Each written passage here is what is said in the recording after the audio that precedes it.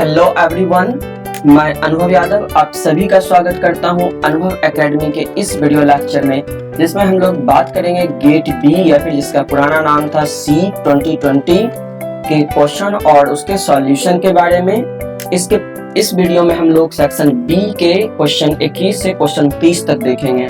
मतलब 10 minute 10 question प्रत्येक दिन। आसानी से हम लोग 5 साल का रिवीजन कर लेंगे एग्जाम आते आते।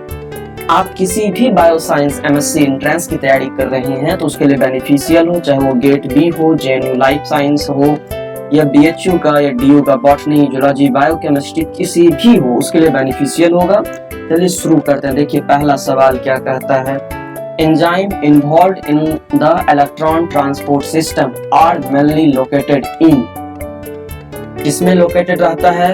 इनर माइटोकॉन्ड्रियल मैट्रिक्स में, on the inner mitochondrial membrane, in the intermembrane space, outside the mitochondria। तो कहाँ पर ETS का एंजाइम मौजूद होता है? आप लोग इसे अटेम्प्ट कीजिए, क्या होगा आंसर इसका? Okay 1 minute. या राइट आंसर क्या होगा? ऑप्शन बी बिल्कुल सही। ऑन द इनर मेम्ब्रेन में ETS का जो भी कंपोनेंट होता है वो मौजूद रहता है। जैसे यहाँ पर आप देख सकते हैं मेनली 4 जो एंजाइम होता है वो इनर मेम्ब्रेन में मौजूद होता है माइटोकॉन्ड्रिया का। चलिए next question, the primary enzyme responsible for duplication of chromosome in E coli.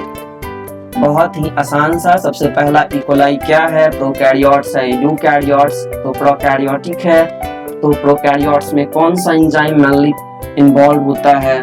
तो बिल्कुल सही, option A is the right answer. DNA polymerase third जो होता है वो रिस्पॉन्सिबल होता है ई कोलाई के डुप्लीकेशन में या रेप्लिकेशन में। Both are same thing, duplication और रेप्लिकेशन।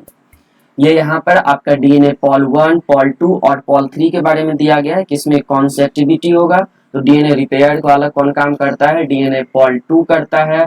और किसमें दोनों तरफ की एक्टिविटी होती है? तो वो होता है डीएनए पॉल 1 में। ओके, एक सवाल यहाँ पर आपसे है मेरा कि एनिमल यूकैरियोटिस में कौन सा प्राइमरी डीएनए पॉलीमरेज होता है जो डीएनए रेप्लिकेशन में पार्टिसिपेट करता है?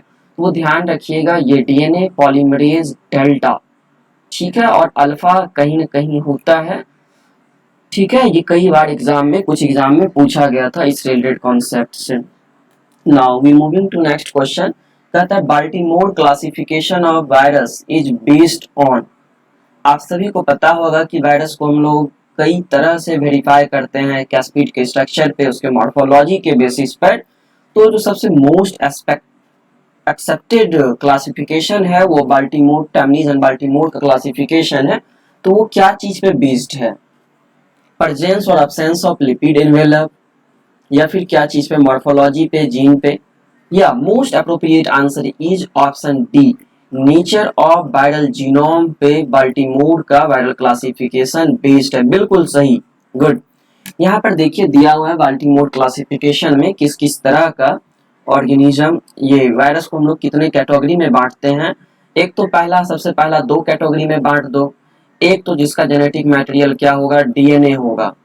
क्या होगा? डीएनए होगा। और एक का जिसका जेनेटिक मटेरियल क्या होगा? आरएनए होगा। आरएनए होगा, है ना। इसके बाद इसमें आरएनए होगा। अब इसमें देखिए एक कैसा हो सकता है, इसमें भी 2 ग्रुप बना दीजिए। एक तो डबल स्टैंडर्ड होना चाहिए, एक सिंगल स्टैंडर्ड हो सकता है। क्या हो सकता है? इसमें भी बिल्कुल वही 2 ग्रुप, फिर से डबल स्टैंडर्ड, सिंगल स्टैंडर्ड।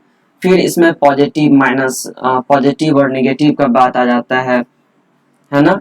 इसके बाद फिर पॉजिटिव स्टैंड, नेगेटिव स्टैंड। तो आप इन्हें अस्थिर से बैठकर देख सकते हैं, ऐसे फिर वीडियो बहुत बड़ा हो जाएगा और आई एम श्योर आप सभी को ये सारा कॉन्सेप्ट पता होगा। ओके, यहाँ पर एक सवाल जो लाजिम सा है कि अभी बहुत एक एग्जाम में पूछा भी गया था कि कोरोना वायरस का कैसा जेनेटिक मटेरियल्स है, उसका क्या होगा। तो ध्यान रखिएगा कोरोना वायरस कैसा है? इन्वेलप्ड है, इन्वेलप्ड वायरस है। और कैसा है? सेंस, पॉजिटिव सेंस है इसका। और सिंगल स्टैंडर्ड आरएनए जीनोम है इसका। ओके, इनवेलप्ड है, उसके बाद पॉजिटिव है कोरोना सेंस और सिंगल स्टैंडर्ड आरएनए जीनोम इसमें मिलता है। उसका जीनोम साइज कितना है? तो 21 to 30 kb है। ओके, नाउ नेक्स्ट क्वेश्चन कहता है to promote the attachment and spreading of encourage dependent animal cells, the surface of the culture vessels need to be coated with। सबसे पहले इसमें आपको समझना है कि एनकोरेज डिपेंडेंट किसको कहते हैं।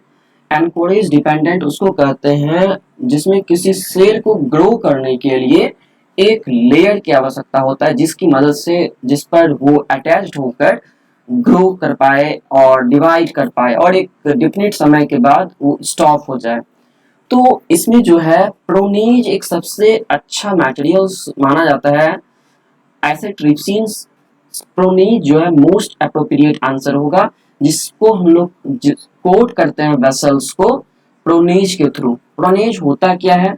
एक कॉमर्शियली एक मिक्सचर है प्रोटीजेज, जिसको हम लोग आइसोलेट करते हैं किससे? स्ट्रेप्टोमाइसिस गाइडस एक बैक्टीरिया है, उससे हम लोग ये इसको आइसोलेट करते हैं। ये क्या करता है? इसको जो कल्चर है आपका, जो सेल है, उसको ग्रो करने में मदद करता है, मोनोलेयर बनाने में मदद करता है। ओके, अब कोलाजेन याद रखिएगा कि सबसे most collagen is the main structural protein in extracellular matrix found in the body. Okay, और 1 मिनट, ये मोस्ट अबंडेंट प्रोटीन होता है, most abundant protein in mammals making up 25 to 30% ये बनाता है बॉडी मास का। ओके, तो most abundant protein in animal और मैमल्स क्या होगा आपका? वो कोलाजेन होगा। नाउ नेक्स्ट क्वेश्चन देखिए क्या कहता है। Rushton disc turbine is widely used in starter tank fermenters to mix up the culture ब्रॉथ्स।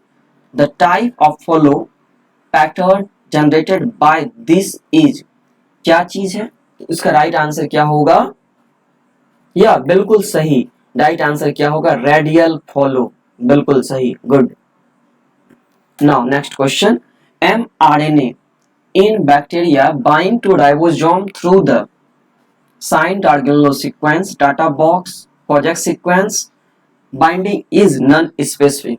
तो ऐसा बात नहीं है, ये बात तो ऐसे ही इलिमिनेट हो गया कि ये नहीं होता है कोजेक सीक्वेंस। और क्या होगा इसका आंसर? इसका आंसर क्या होगा? साइन डार्गिनलो सीक्वेंस, बिल्कुल सही, गुड जॉब। देखिए क्या कहता है टाटा बॉक्स, यहाँ पर एटीए बॉक्स आ गया है, ध्यान रखिएगा इसको, टाटा यहाँ टी मिट गया है शायद। ओके, ये देखिए टाटा बॉक्स। यहाँ पर एक बात और, एक्सॉन क्या होता है? कोडिंग सीक्वेंस होता है, नॉन कोडिंग सीक्वेंस होता है? या एक्सॉन जो होता है वो कोडिंग सीक्वेंस होता है और इंट्रॉन क्या? नॉन कोडिंग पार्ट होता है। ये आपका टाटा बॉक्स है, इस पर टाटा बाइंडिंग प्रोटीन आता है और फिर ये डीएनए का रेप्लिकेशन होता है। कोजेक सीक्वेंस क्या है? एक न्यूक्लिक एसिड मोटिफ है that function as the protein translation initiation site in most eukaryotic mRNA. और इसको टाटा बॉक्स का दूसरा नाम क्या होता है? प्रिवेनो बॉक्स भी हम लोग कहते हैं। ओके, नाउ नेक्स्ट क्वेश्चन, इन माइक्रोबायोलॉजिकल स्टडीज प्लेक ऐसे is carried out for. Plaque ऐसे हम लोग किस लिए मेजर करते हैं? ये देखिए प्लेक ऐसे इस तरह से कई बार आप लोगों ने किया होगा डाइल्यूशन वगैरह, सेल डाइल्यूशन। तो इसको हम लोग किस लिए करते हैं? Mainly measuring the number of infectious virus unit को देखने के लिए हम लोग इसका यूज करते हैं, प्लेक ऐसे का। Okay, now which one of the following compound has the highest phosphoryl group transfer potential? अरे वाह, देखिए क्या होगा इसका आंसर, अटेम्प्ट कीजिए। या बिल्कुल सही, फॉस्फोइनॉल पाइरुवेट के पास जो होता है सबसे ज्यादा फॉस्फोराइल ग्रुप ट्रांसफर करने की पोटेंशियलिटी होता है।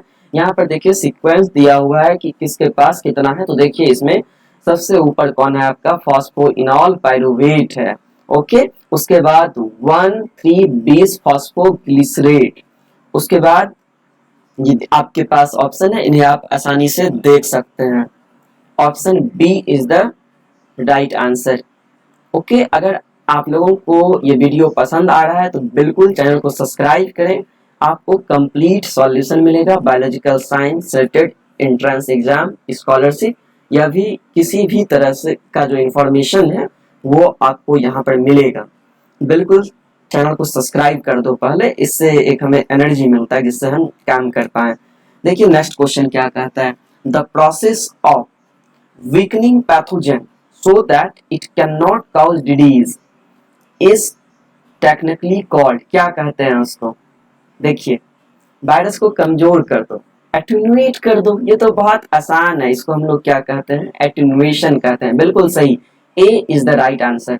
और वैक्सीनेशन से तो टर्म से आप सभी लोग वाकिफ ही होंगे और इम्यूनाइजेशन से भी वाकिफ होंगे। एक टर्म यहाँ पर जो एक्सप्लेन करने लायक मेरे ख्याल से है ऑप्सोनाइजेशन। ऑप्सोनाइजेशन का एक अगर हम साधारण भाषा में कहें तो मक्खन लगाना आप कह सकते हैं कि ये इम्यून सेल को ट्रेनिंग दे देता है कि अगर कोई है आपका एंटीजन या कोई भी फॉरेन पार्टिकल है उसको ऑप्सोनाइज कर दिया, मतलब उसके ऊपर टैग लगा दिया कि इसे खत्म करना है, जिसके कारण मैक्रोफाज इसे आसानी से आइडेंटिफाई कर पाता है और इसे किल कर पाता है। ये जो देखिए ये इसी को कहते हैं, इस प्रोसेस को ऑप्सोनाइजेशन। यहाँ पर टैग लगा दिया इसको, चलो ये है, इसको मारो आके, मैक्रोफाज आके इसको खत्म कर देगा। कुछ नहीं, वही है टर्म यहाँ पर लिखा हुआ है। द कहता है the major role of carbohydrate in the cell membrane. Cell membrane में कार्बोहाइड्रेट का मुख्य काम क्या होता है, ये आपके पास देखिए सेल मेम्ब्रेन का स्ट्रक्चर भी है। तो क्या होता है, बिल्कुल सही, मॉलिक्यूलर रिकॉग्निशन जो होता है इसका मेन काम होता है कार्बोहाइड्रेट का, है ना। चलिए बिल्कुल चैनल को पहले सब्सक्राइब कीजिए रुक के, है ना। ना थैंक यू फॉर लिसनिंग। आप हमसे जुड़ सकते हैं anubhavacademy.01@yahoo.com के थ्रू। ओके, ये हमारा ईमेल आईडी है या फिर आप हमें व्हाट्सएप कर सकते हैं इस नंबर पे। आपकी जो भी क्वेरी होगी उसे हम रिजॉल्व करने की कोशिश करेंगे। Thank you.